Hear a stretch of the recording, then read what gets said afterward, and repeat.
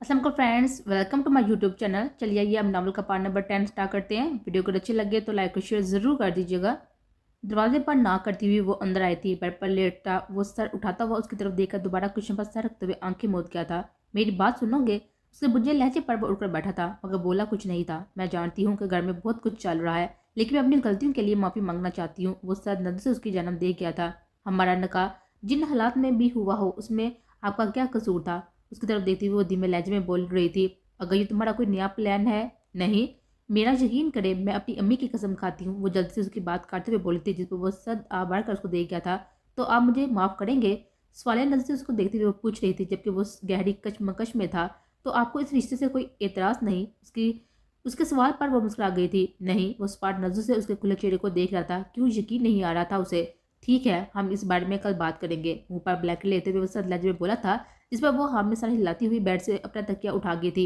ये क्या कर रही हो? उसे सोफे पर लेटा हुआ देखकर हैरानगी से पूछ रहा था। आप सो जाए, मैं यहाँ सो जाऊंगी। मुस्कुराते हुए कहकर वो सोफे पर लेट गई थी, जबकि उसके शीढ़ी लहजे पर कुछ ज्यादा ही हैरान हुआ था। एक दिन में आहर वो इतनी कैसे बदल सकती है? वो सोचते हुए मुंह पर ब्लैंकेट डालकर सो गया था, जबकि सुनहरा उसके सोते ही धीरे से रूम से बाहर निकली थी। माजी आज स्कूल में सालाना फंक्शन था। एनुअल के दिन सब बच्चों ने नए कपड़े खूबसूरत लग रहे थे। वो पिंक कलर के बारबी फ्रॉक में बहुत प्यारी लग रही थी। तबस्सुम, आओ मेरे साथ, साले ने मुस्कुराकर उसके पास बुलाया था। वो जवाबन मुस्कुराती हुई उसके पास आई थी। आपी जान कहाँ है? उसका हाथ पकड़ते हुए बोली थी। वो वहाँ है, स्टेज की तरफ इशारा करते हुए साले ने उसे बताया था। वो डेकोरेशन करने में सीनियर बच्चों की मदद कर रहा था। आपी, हमें वो चाहिए। गेट की तरफ इशारा करते हुए जिद करके बोली थी। साले ने उसके इशारे की सिमत देखा था, जहाँ एक बूढ़ा आदमी गुब्बारे बेच रहा था। अच्छा, चलो। उसका हाथ पकड़ते हुए वहां तक आई थी। अंकल, मुझे पिंक चाहिए, वो जल्दी से बोली थी।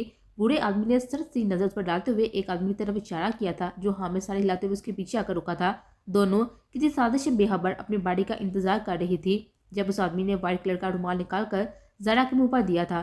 वो घबराते हुए एहतजाज कर गई थी और फिर बेहोश हुई थी। साले ने मजबूती से उसका हाथ पकड़ा था, मगर वो आदमी उसका धिक्का देकर गिराते हुए उसे उठाकर वहां से गेट की तरफ भागा था। मरजान भैया, साले चीती भी उसे बुला रही थी। वो दौड़ता हुआ उसके पास आया था, जो कोने से निकलते हुए उनको देखकर रो रही थी। भैया, वो तबस्सुम को ले गया, वो रोते हुए बता रही थी। वो दौड़ता हुआ गेट से बाहर आया था, मगर वो पहले ही उसे कार में डालकर लेकर जा चुके थे। बेड पर पड़े हुए साकस वजूद को झटका लगा था। वो बेहोशी में सिसक रही थी। नहीं, हमें छोड़ दे। दरवाजा खुलते हुए वो अंदर आया था। वो पसीने में शरबूर थी। हमें जाने दे, वो सिसकते हुए इल्तिजा कर रही थी। सब ठीक है, यू आर सेफ। उसका हाथ थामते हुए उसके पास बैठे हुए बोला था। वो लंबी सांस लेते हुए दोबारा खामोशी की वादी में उतर गई थी। वो सर आप बढ़ते हुए उसके हाथ पर पेशानी टिका गया था। सब मेरी वजह से हो रहा है। काश मैं आपको सेव रख सकता। जब जब मैंने आपको प्रोटेक्ट करने की कोशिश की है, आपको नुकसान पहुंचा बैठा। मैं गुनाहगार हूँ आपका। कितनी तकलीफें बर्दाश्त की है आपने मेरी वजह से। वो खुद को कोसते हुए सख्त लहजे में बोला था। ये मेरी सजा सही। मैं दूर चला जाऊंगा जब तक आप ठीक नहीं होती। मैं दूर रहूंगा। उसका हाथ धीरे से छोड़ते हुए उठा था। उसे रोकना चाहती थी, कहना चाहती थी वो सब सुन रही है, मगर उठने की हिम्मत ना थी। मैं जा रहा हूँ ज़ारा, आखिरी बार उसे देखकर कहता हुआ वो वहां से जा चुका था। माजी, बेवकूफ, ये किसे उठा लाए हो? सहेल की बेटी को उठाकर लाना था। वो सहमी हुई अंधेरे में खड़ी दो परछाइयां देख रही थी। मगर साहब, वहां दो लड़कियां थी, हमें मालूम नहीं था। बेवकूफ, ये उसकी बेटी नहीं है। शहवार साहब, उसे माफ कर दे, मगर ये लड़की है तो उसके ही खानदान की ना। उसके लिए भी तो पैसे दे ही देगा। एक तीसरी परछाई दिखाई दी थी। वो सहमते हुए उन्हें देखा अंधेरे में छुप गई थी। जिसकी बेटी नहीं है, मगर उसे बहुत प्यार करते हैं। वो सुना है कि इसमें जान बसती है उसकी।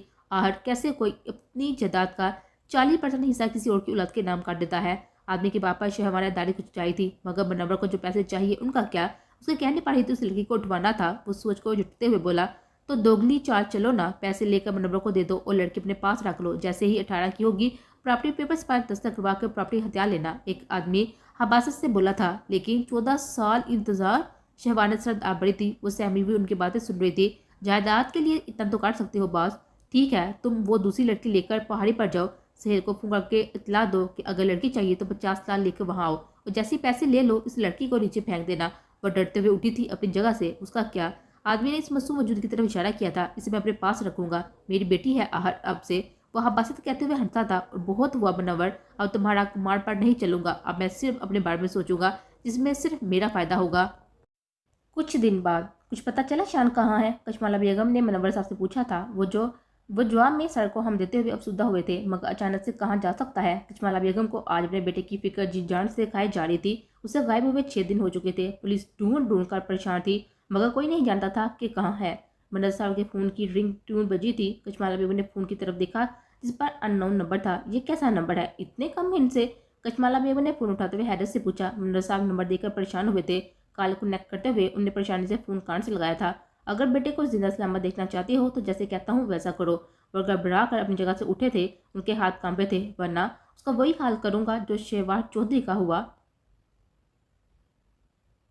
तबस्सुम बेटा, आए, आप खाना खा ले। नहीं, हम बाद में खा लेंगे। वो घबरा कर कहती हुई अपने कमरे की तरफ चली गई थी। आपने इस लड़की को सर पर चढ़ा रखा है, देखें कैसे साफ इनकार कर गई है, अनिला बेगम ने जहरकंद लहजे में कहा था। इस बार शिवार साहब उसे देखकर आए गए थे। मम्मा, हमें तबस्सुम नापसंद है, आप हमें तबस्सुम बोला करें। वो जूस का गोंद भरते हुए बोली थी। इस बार अनिला बेगम ने शहवार साहब को घूरा था। ठीक है बेटा, आप तबस्सुम बन गए, वो ताबी ठीक है ना? शिवराज साहब ने मुस्कुराकर कहा था, जिस पर वो मुस्कुराते हुए हाँ में सर हिला गए थे। मुझे नहीं खाना, वाई डोंट यू अंडरस्टैंड? चिट्टा वो नाश्ते की ट्रे जमीन बोझ करते हुए चलाया था, जिस पर ताबश बेगम ने उसे जोरदार थप्पड़ चेहरे पर मारा था। ये क्या कर रही हो तुम ताबश? रामीन बेगम ने उसके सामने आते हुए ताबश बेगम की तरफ देखकर कहा, जो खुद तकलीफ से आंसू बहा गई थी। ठीक है, मार लो मुझे, लेकिन जब तक मेरी डॉल नहीं आ जाती मैं नहीं खाऊंगा। वो चीख कर कहता हुआ, बैग पटा कर कहता हुआ कमरे से बाहर निकल गया था। कैसे यकीन दिलाऊं उसे मैं कि वो नहीं आएगी? उसे मत मारा करो ताबश, तुम जानती हो उसके साथ कितना अटैच रहा है। उसे वक्त लगेगा, मेरी औलाद थी वो, लेकिन उसके लिए इसका सब कुछ थी। एक पल वो उससे अलग नहीं रहता था। उसे वक्त दो। मरजान, आओ हमारे साथ बैठो। जुनैना ने उसका हाथ पकड़ते हुए कहा, जिस पर वो हाथ छुड़ाते हुए गाड़ी के फ्रंट सीट पर बैठा था। डैडी देखें, वो हमारे साथ नहीं बैठ रहा। बेटा आप पीछे बैठ जाओ, वो मरजान से बोले थे, जिस पर वो संजीदगी से लब बीचता हुआ बैग उठाकर पीछे बैठा था। जुनैना ने मुस्कुराते हुए उसकी जन्म देखा था। जान भैया, आप सैड हो? साले ने उसका हाथ पकड़ते हुए पूछा था, जिस पर वो संजीदगी से कार से बाहर देखा था। डोंट वरी, ज़रा मिल जाएगी, साले ने मुस्कुराकर कहा था, जिसमें वो हमेशा हिलाता हुआ लब बीच गया था। नहीं, वो हमें पसंद नहीं है, वो नहीं मिलेगी, जुनैना ने हफ्की से कहा था, जिस पर वो गुस्से से उसका बाजू पकड़ गया था। हमें दर्द हो रहा है, छोड़ो, जुनैना ने रोते हुए कहा था, जिस पर वो नफरत से उसकी कलाई छोड़ गया था। डॉक्टर, पेशेंट का बहुत पसीना आ रहा है। नर्स की बात सुनकर डॉक्टर कमरे में आए थे। वो बुरी तरह से पसीने में शरबूर थी। वो बेहोशी में सिसक रही थी। ताबीर चीखते हुए उसकी सिमत बागी थी। गोली चलने की आवाज़ वीराने में गूंजी थी। वो दोनों जमीन पर गिरे थे। वो ताबीर को थामते हुए गिरा था। ताबीर ने हो से आंखें मीची थी। गाय ने उठते हुए दूसरी को मरजान की कंधे पर मारी थी। नहीं, वो चीखते हुए एकदम से उठी थी। डॉक्टर ने हैरानी से उसको देखा था। वो सीने पर हाथ डालते हुए बुरी तरह से कांप रही थी। नर्स ने पानी का गिलास की तरफ बढ़ाया था। मरजान कहाँ है वो कहाँ है वो कांपते हुए हाथों के साथ नर्स के हाथ पकड़ते हुए बोली थी। वो सर, वो ठीक है ना? क्या कुछ हुआ है? देखें, आप प्लीज़ रेस्ट करें, आपको अभी होश आया है। नहीं, उसका हाथ जुटाते हुए कांपते हुए वजूद के साथ उठी थी। मैम, आप गिर जाएंगी, आप पिछले कई दिनों से कोमे में थी, please try to understand. Doctor ने हालात की नज़ाकत को समझते हुए उसका नंबर डायल किया था। वो नमाज पढ़कर अभी फाड़क ही हुआ था जब उसके फ़ोन की रिंग टून बजी थी। वो जाए नमाज रखते हुए मोबाइल संजीदगी से देखकर कॉल कनेक्ट कर चुका था। सर, मैम को होश आ गया है, मगर किसी की बात नहीं सुन रही, मसलसल आपका पूछ रही हैं। डॉक्टर ने जल्दी से बताया था। उसके दिल को करारा आया था सुनकर। दूसरी तरफ उसकी लापरवाही सुनकर संजीदा हुआ था। मैम प्लीज़ बात सुने।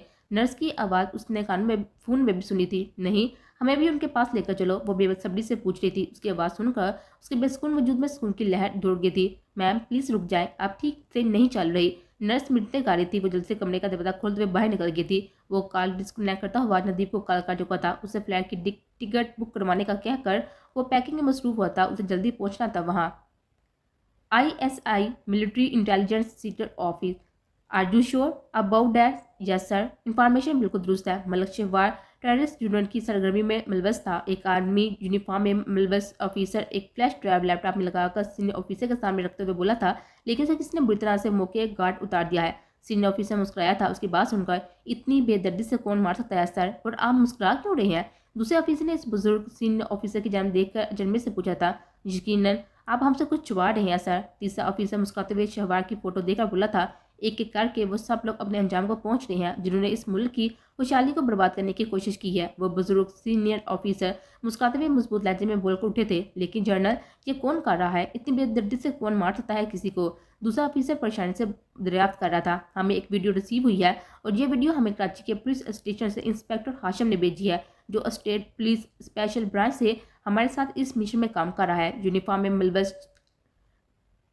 में मलबूस ऑफिसर लैपटॉप पर वीडियो चलाते हुए बोला था। इन बुजुर्ग सीनियर ऑफिसर के अलावा सबने गौर से वीडियो को देखा था। क्या उसने डायमंड को मारा है? क्या वो खुद एक बहुत बड़ा माफिया लीडर है? तीसरा ऑफिसर परेशान से उठते हुए बोला। हाशम के मुताबिक वो इस डायमंड तक पहुंच चुका था। वो जानता है कि ये कौन है। बहुत जल्द वो हमारे कब्जे में होगा। फिर एक लफ्ज का जवाब हमें दुनिया का सबसे बड़ा गैंगस्टर खुद देगा। यूनिफॉर्म में मलबूस ऑफिसर ने संजीदगी से बताया था। सीनियर ऑफिसर जनरल के चेहरे पर परेशानी के साए लहराए थे। बाकी ऑफिसर्स हमेशा हिलाते हुए अपने लैपटॉप की स्क्रीन पर नजर जमाए काम में मसरूफ हुए थे। मिस्टर मरजान काजमी, वो अपने पीछे से आते हुए आवाज पर कान से फोन हटाते हुए संजीद से पीछे मुड़ा था। You are under arrest. Inspector Hasham ने उसके चेहरे के सामने हथकड़ी अड़ाई थी, जिस पर वो उल्टा मुस्कुराया था। तुम जानते नहीं हो मैं कौन हूँ? वो बैग के हैंडल से हाथ निकालते हुए हथकड़ी पकड़कर उंगली में घुमाते हुए मुस्कुराया था, जिस पर हाथम तैश में आ गया था। तुम एक गैंगस्टर हो, एक क्रिमिनल हो। शिवार का खून किया है तुमने, उसका मेरे पास सबूत है। इसके अलावा तुमने 20 लोगों को अकेली ही मौत के घाट उतार दिया है, जिसका हिसाब मैं तुम्हारी एक एक हड्डी तोड़कर लूंगा। इंस्पेक्टर हाशम ने दांत पीसते हुए कहा। उस पान नस्ल से देखते हुए मुस्कुराया था। एयरपोर्ट पर तमाचा बनाकर क्या करना चाहते हो? आसपास देखते हुए वो मुस्कुराकर बोला था। कॉर्पोरेट करो, वरना यहाँ मीडिया इकट्ठी हो जाएगी और काजमी खानदान का नाम खराब हो जाएगा। आप ऐसा चाहेंगे मिस्टर मरजान काजमी?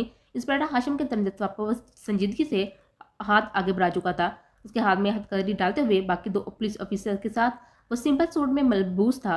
जीप में बैठते हुए पुलिस स्टेशन की तरफ जीप को धरा चुका था। हरम संजीदगी से लैपटॉप पर काम कर रहा था। फिर जुनैरा के फोन के रिंग टून बजी थी। पीप पीप मैसेज आने की बीप्स पर वो एक बार फिर अपने उसके फोन की जानब देख चुका था, जिस पर वो 2 बार कॉल आ रही थी। वो लैपटॉप गोल से हटाकर पैर पर रखते हुए उठकर बेड टेबल तक आया था। अननोन नंबर से उसे तीसरी बार कॉल आ रही थी। खामोशी से कॉल कनेक्ट करते हुए उसे फोन कान से लगाया था। WhatsApp baby. उसकी गिरफ्त फोन पर मजबूत हुई थी। मर्दाना आवाज में कहे कि ये लफ्ज सुनकर फोन क्यों नहीं उठा रही थी? जाने मन इतना क्यों तड़पा रही हो दीदार के लिए? कमीनगी से कहते हुए दूसरे से मुस्कुराया था। हर्ब की आंखों में खून उतरा था। वो मुझे बीते हुए खरा गुस्सा दर्द कर रहा था। काले जाओ जाओ अपना दीदार करवा लो जाना, हम तड़प रहे हैं। वो कॉल डिस्कनेक्ट करते हुए फोन बंद करते हुए रखता हुआ जुनैरा पर से ब्लैंकेट उठाकर एक झटके में उसे बाजू से पकड़कर उठा चुका था। वो नीमवार आंखों से उसे इतना करीब देख कर उछली थी। किसकी काल साड़ी थी तुम्हें इस वक्त, और कौन है जो तुम्हारे दीदार के लिए तड़प रहा है? उसका कांधा साथी से झंझोड़ कर उसकी काली आंखों में आंखें काटते हुए बोला था। क्या कह रही हो तुम?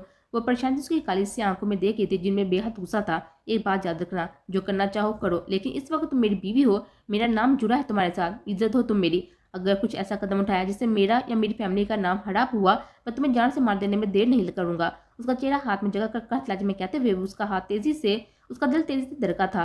वो सहमी हुई नजर से उसकी सी आंखों को देखे थी। उसके कंधे को सतीश से आजादी बख्शते हुए वो बेड पर लेटते हुए कपड़े बदल कर सो गया था। जब कुछ जुनैर ने फोन उठाकर नंबर देखा था। बेवकूफ इडियट, इस वक्त फोन क्यों किया? उसका नंबर देखकर दिल में उसे गाली निकालते हुए वापस सोफे पर लेट गई थी। हल्की की कही हुई एक एक बात उसके जहन में घूम रही थी। बोलो, वरना बताओ क्या मकसद है तुम्हारा? जिसके लिए काम कर रही हो? क्यों मारा है शिवार को मरजान काजमी? बताओ। एक को जोरदार जब लगाई थी। वो मुस्कुराया था। उसके मजबूत चौड़े सीने पर कोड़े की जरब ने सूरज निशान छोड़े थे। कितने नाजुक हाथ है तुम्हारे। हाँ हाँ, ची ची ची। तुझे कोई नहीं बचा सकता जब तक तू जवाब नहीं देगा। सेल के अंदर आते हुए कांस्टेबल को देख वह चुप हुआ था। क्या हुआ? इंस्पेक्टर हाशिम ने उठते हुए पूछा। सर इन्हें छोड़ दें। क्यों छोड़ दूं? हाशिम ने दांत पीसे थे। सर जर्नल आए हैं। दूसरा पुलिस ऑफिसर सहज से उसे बताते हुए फौरन वहां से जा चुका था। क्यों? जनरल तुम्हारे लिए क्यों आए हैं? कौन हो तुम? बताओ। हाशिम उसके सामने खड़े होते हुए घबरा कर पूछा था, जिस पर वह पान नजरों से उसकी आंखों में अपनी सुर अंगारा आंखें डालकर उसे एक कदम पीछे हटने पर मजबूर कर गया था। सर ये आर्मी में है। उसका पासपोर्ट हाथ में लिए एक कांस्टेबल हिकलाते हुए अंदर आया था, जिसे कुछ देर पहले हाशिम ने उसके सामान की तलाशी लेने के लिए कहा था। वह फलक लगाते हुए हंसा था। हाशिम ने जल्दी से कांपते हुए हाथों के साथ उसका वजूद जंजीरों से आजाद किया था। वो टेबल से अपनी वाइट शर्ट उठाकर पहनते हुए हाशिम को संजीदगी से देख गया था, जिसके सारे रंग उड़ गए थे। तुम समझते हो ये तुमने जो मुझे दिया है टार है? वो हाशिम की आंखों में देखते हुए मुस्कुराया था। ये मेरा वार्म अप है जो मैं हर सुबह करता हूँ। बारी गंभीर आवाज में कहता बाबू उसका पूरा पूरा कांपने पर मजबूर कर गया था। Hashim, what nonsense is this? General खुद आ चुका है। वो संजीदगी से सीधा होता हुआ सलूट करता हुआ मुस्कुराया था। Commando, what is this boy? उसे गर्मजोशी से गले लगाते हुए अफसोस से बोले थे, जबकि बाकी सब को जैसे सांप सूख गया था। हाशिम ने शर्मिंदगी से नजर झुकाई थी। इट्स फाइन सर, कुछ खास दर्द नहीं हो रहा। मजाक मुस्कुराते हुए बोला था, जिस पर जनरल ने उसके कांधे पर थपकी देकर उसे दाद दी थी। Let's go commando. उसे सेल से निकाल कर वो अपने साथ पुलिस स्टेशन से बाहर लाए थे। शहबार मर चुका है। इल्हाम दुरानी नेक्स्ट। वो पैंट की पॉकेट में हाथ डालते हुए जिंदगी से बता रहा था। I am proud of you but be careful next time. हमारे अदालत से कुछ लोग उनके साथ मिले हुए हैं। वो संजीदगी से बोले थे। नो वेज सर, एक एक को हिसाब देना होगा। सर ये सब कैसे हुआ? नदीम ने परेशान से पूछा। वो फर्स्ट एड किट उठाए हुए उसके सामने सोफे पर बैठा था। लंबी कहानी है, डॉक्टर को बुलाओ। आपके लिए? नदीम ने हैरानी से उसकी तरफ देखकर पूछा था, जिस पर वो संजीदगी से एक आईब्रो उठा गया था। भला उसे डॉक्टर की क्या जरूरत थी? ओके। नदीम हाँ में सर हिलाकर डॉक्टर को साथ लाया था। सर, आपने जो टेस्ट करवाने के लिए कहा था वो सब हो गए हैं। उनकी याददाश्त वापस आ चुकी है और एक बुरी खबर है। उस पान नजर डॉक्टर की जानब देख गया था, जो उसकी नजरों से खौफजदा होकर चुप हुआ था। उन्हें ऐसे इंजेक्शन दिया गया था जिसकी वजह से उनकी हार्ट बीट स्टार्ट हो गई थी जिनकी वजह से उनकी हार्ट बीट स्टॉप हो गई थी, लेकिन दिल पर दबाव पड़ने की वजह से वो बच गई। It's a miracle. लेकिन वो अभी भी कोमे से बाहर आई है और उनके टेस्ट करने से पता चला है कि वो फोबिया की वजह से पैनिक करती हैं। फोबिया की वजह से सांस रुक सकता है और ये अस्थमा की शुरुआत है। अगर हालत बिगड़े तो इनहेलर इस्तेमाल करें। चादर खींचकर चेहरे को मजीद रखते हुए वो बैक साइड से फार्म हाउस के लॉन तक पहुंची थी। गेट पर टाइट सिक्योरिटी देखकर वो घबराते हुए दरख्त के पीछे छुपी थी। सॉरी, मगर मैं आपके साथ नहीं रहूंगी, कभी नहीं। वो दिल में अहद करते हुए गेट की तरफ देख रही थी, जहाँ 4 से 5 कार असला उठाए घूम रहे थे। कैसे जाएंगे हम? और हम कहाँ जाएंगे यहाँ से? हम किसी दारुल उलमा में रह लेंगे, मगर आप जैसे बेरहम शख्स के साथ नहीं रहेंगे। चादर के कोने को मुट्ठी में मरोड़ते हुए वो एकदम आगे बढ़ा चुकी थी, जब किसी ने सख्ती से उसकी कलाई पकड़ते हुए उसे मोहल्ले से मत खींचा था। उससे पहले कि वो चीखती, उसके मुंह पर सख्ती से हाथ रखता हुआ वो उसे बाजू में उठा चुका था। खौफजदा नजर से उसके स्पाट चेहरे को देख कर वो लसड़ गई थी। संजीदगी से उसे लिए वो अपने कमरे में लाया था। वो खौफ से कांप रही थी। उसे बेड पर बिठाते हुए वो संजीदगी से उसे देख रहा था। हम हम अपने रूम में जाना चाहते हैं, खुश्क हल्का करते हुए वो मुद्दा सी आवाज़ में बोली थी, जिस पर वो स्पाट नजर से देख गया था। हम जाते हैं, रुको। वो जल्दी से बैठ उतरी थी। जल्दी से दरवाजे की तरफ कदम बढ़ाती हुई वो जम से गई थी। उसके सख्त लहजे पर, आप इसी रूम में रहेंगी। सीने पर हाथ बांधते हुए वो हुक्म देता हुआ बोला, तुम्हारे साथ नहीं रहेंगे हम। वो लब काटती हुई उसे खौफजदा नजर से देखकर लजरते लहजे में बोली थी। वह संजीदगी से चलता हुआ उसके सामने रुका था। खौफ से कदम पीछे रखती हुई वो दीवार से लगी थी। क्या लगती हो तुम मेरी? उसे दीवार से चिपका देकर वह हाथ दीवार पर रखते हुए उसकी आंखों में आंखें डालकर कहत लहजे में बोला था, कजन। वो हलक से अटकते आंसू को जुटलाते हुए कपाते हुए लहजे में बोली थी। उसके जवाब पर वो जब से मुट्ठी बीच कर दीवार पर जोर से मुक्का मार चुका था। वो सहमी हुई आंखें साथी से बीच के थी। आंसू का एक मोती उसके दहकते गाल से बहकर फर्श की जीनत बना था। आपकी बीवी हूँ, वो लजरते हुए अल्फाज में बामुश्किल बोली थी। रिमेंबर जस्ट वन थिंग, बीवी अपने शोहर के साथ रहती है उसके रूम में, अंडरस्टैंड? और ये बात मुझे बार बार दोहराने पर मजबूर करोगी तो तकलीफ तुम्हें होगी। सुलगते हुए लहजे में कहता हुआ उसकी सहमी आंखों में आंखें डालकर बोला था। वो लब बीचती हुई उसकी जन्नत सहमी नजर देखकर महज हाँ में सर हिला गई थी। मेरे साथ रहना होगा और तुम नहीं, आप कहना सीखो, शोहर में आपका। उसके नाजुक कंधों को मजबूत से थाम कर उस पार लहजे में बोला था। वो सिसकती लेते हुए हम मुझसे उसकी हैजल आंखों में देख गई थी, जिनमें उसके लिए बेपनाह जुनून और इश्क का ठाटे मारते हुआ समंदर था। जी। वो बामुश्किल बढ़ाई हुई आवाज़ में इतना कह पाई थी, दिल बेहद शिद्दत से धड़क रहा था। इतना करीब देखकर वो संजीदगी से दीवार से हाथ हटाकर पीछे हटा था। उसके हाथ पर जख्म हो चुका था, जो कुछ देर पहले वो जब्त ना होने की सूरत में मुट्ठी बीच कर खुद को ही दे चुका था। सर मरजान, उसके साथ गुड़ी पर वो जल्दी से अपने अल्फाज वापस लेकर उसकी दुरुस्ती करते हुए सटपटा गई थी। एक बात याद रखना, अब तक मैं मोहब्बत से पेश आता रहा हूँ, सिर्फ मेरी मोहब्बत देखी है आपने, लेकिन आज आपने भागने की कोशिश की, मुझसे दूर जाने की कोशिश की, मेरी ज़ारा को मुझसे दूर करने की कोशिश की। ये मैं हरगिज़ बर्दाश्त नहीं करूँगा। उस चेहरे पर झुकता हुआ सरगोशा अंदाज में बोला था, जबकि उसकी गर्म सांसें अपने चेहरे पर महसूस करती हुई लजर गई थी। नाजुक वजूद लजर उठा था। उसे अपनी सांसें रुकती हुई महसूस हुई थी। दिल बेताशा दरक रहा था। जान ले लूंगा, अंडरस्टैंड? उसके चेहरे को हाथ में लेते हुए वो संजीदगी से उसे बता रहा था। ब्राउन आंखों में आंसू तैरे थे। सारे बांध तोड़ के आंसू मोतियों की सूरत उसके सूरत देखते हुए गाल पर बह निकले थे। वो हिचकी लेते हुए सिसकी थी। लंबा सांस लेते हुए वो सीने पर हाथ रख गई थी। उसकी बिगड़ती हालत देखकर वो परेशान से पीछे हटा था। हमें वो उखड़ते सांसों के साथ तड़पते हुए उसके कंधे पर सर गिराते हुए सिसकी थी। वो जल्दी से उसे थाम कर बेड पर बिठाते हुए ड्रायर से इनहेलर निकाल कर कांपते हाथों के साथ उसके होंठों पर लगा चुका था। हम सांस, रिलैक्स, जस्ट ब्रीथ, सांस ले। उसका कामता हुआ नाजुक हाथ अपने मजबूत हाथों में थामते हुए उसे कंपोज करने की कोशिश कर रहा था। हैजल ग्रे आंखों में बेचैनी थी, फिक्र थी, संजीदगी थी। इनहेलर होंठों से लगाते हुए वो लंबी सांस लेते हुए उखड़ती सांस को बहाल करने की कोशिश कर रही थी। वो धीरे से इनहेलर होंठों से हटाते हुए अपना कामता हाथ उसके हाथ से हटा चुकी थी, मगर वो अभी तक लड़ रही थी। उसके हाथ बर्फ की तरह ठंडे पड़ चुके थे। आंखों से आंसू बेताशा जुड़ियों की सूरत में गिर रहे थे। Sorry, just forgive me. अपने सिर पर बीचते हुए वो आंखें बंद करते हुए कर्ब से दिल पर लगी हुई किसी को हटाने की कोशिश कर रहा था। आज फिर उसकी मोहब्बत ने जो तकलीफ में मुब्तला कर दिया था। वो लब काटते हुए आंखें बंद कर गई थी। वो बुरी तरह कांपते हुए उसके मजबूत हाथ से निकलने के लिए मचली थी। प्लीज़ हमें जाने दें, हमें नहीं रहना आपके साथ। वो ब्राइम भी आवाज में कहते हुए पीछे हुई थी। वो जो कब से जब्त कर रहा था सुर अंगार आंखों से उसे देखते हुए छोड़ चुका था। वो कांपते हुए कदमों के साथ उससे पीछे हटी थी। वो स्पार्ट नजर से उसे देखते हुए बेड से उठा था। डरती हो मुझसे? वो सख्त लहजे में पूछ रहा था। आप प्यार के लायक नहीं है, वो नजर झुकाते हुए टूटे लहजे में बोली थी। उसे अपने दिल पर लगती ठेस महसूस हुई थी। हम कुछ भी ज़ाया नहीं कर रहे, ना जिंदगी, ना वक्त को, ना अपने आप को। वो नजरें झुकाए हुए बोल रही थी। वो स्पार्ट नजर से उसे देखते हुए सुन रहा था। अगर हम आपको याद रखे हुए हैं तो सिर्फ इसलिए क्योंकि हम अपने बचपन के दोस्त को बुला नहीं सकते। ये हमारे बस में नहीं है। लेकिन आपके अंदर के बीच से हमें बेहद नफरत है। रोका कहती भी वो दरवाजा खोलकर बाहर कमरे से बाहर निकल गई थी। उसकी हैजल आंखों में चमक सी उभरी थी। सद आप बढ़ते हुए मुट्ठी बीच का सत्य से दीवार पर मार चुका था। उसके हाथ पर गहरी चोट आई थी। दरवाजे पूछ लगाते हुए वो हलक से निकलती हुई सिसकियों दबा गई थी। आंखों में आंसू का समंदर था। मसलसल रोने की वजह से उसकी आंखें सूज चुकी थी। मिरर के सामने पड़ा सारा सामान उड़ते हुए वो दारा था। सहमी हुई वो दरवाजे से उठी थी जिसे टूटने की आवाज आई थी। नदीम जल्दी से अंदर आया था। उसके पीछे सहमी हुई अंदर आई थी। जस्ट गेट आउट नदी, वो बारीक कुराहटदार लहजे में बोला था। नदीम अलम की कैफियत में पीछे हुआ था।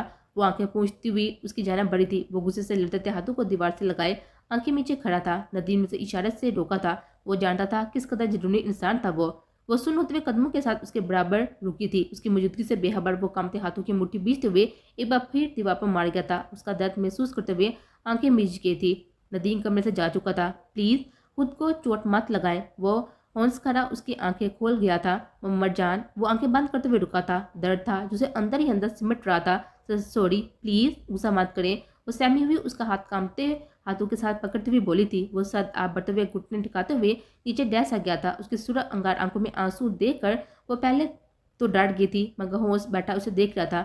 डोंट क्राई प्लीज एंजल, वो संजीदगी से उसका जन्म देखा था। वो उसे बचपन में एंजल कहा करती थी। डोंट क्राई कांपते हाथों के साथ उसके आंसू साफ करते हुए उसके सीने से लगी थी। उसके बेकरार धड़कन को सुकून मैसर आया था। उसे साथी से सीने से लगाते हुए उसके बालों में उंगलियां उलझावे से खुद में पीछ गया था। उसके परफ्यूम की हल्की महक महसूस करते हुए उसकी शर्ट मुट्ठी में दबा गई थी। वक्त रुक सा गया था।